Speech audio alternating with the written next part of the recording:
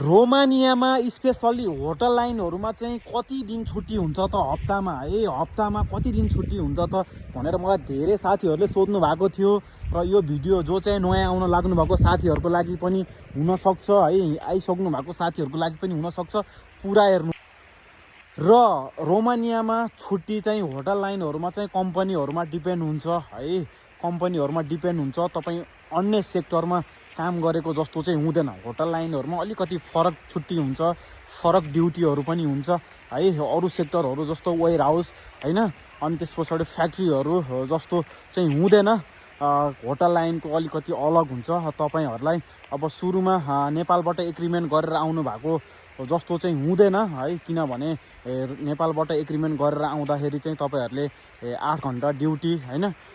2 दिन छुट्टी हप्तामा 2 दिन छुट्टी 5 दिन काम भन्ने हुन्छ यहाँ आएर चाहिँ त्यस्तो नहुन सक्छ र कोही साथीहरुलाई हुन पनि सक्छ है र यहाँनिर ड्युटी चाहिँ कसरी गर्नुपर्ने हुन्छ भने कोही साथीहरुले चाहिँ 2 दिन काम 2 दिन छुट्टी गर्नु भएको छ त्यो कुरा चाहिँ तपाईहरुले पनि बुझेर आउनु होला है 2 दिन काम 2 दिन छुट्टी भन्ने बित्तिकै 8 घण्टा काम हुन्छ भन्ने नसोच्नु होला बिहानदेखिबाट बेलुकासम्मै हुन्छ है बिहान 7-8 बजेदेखिबाट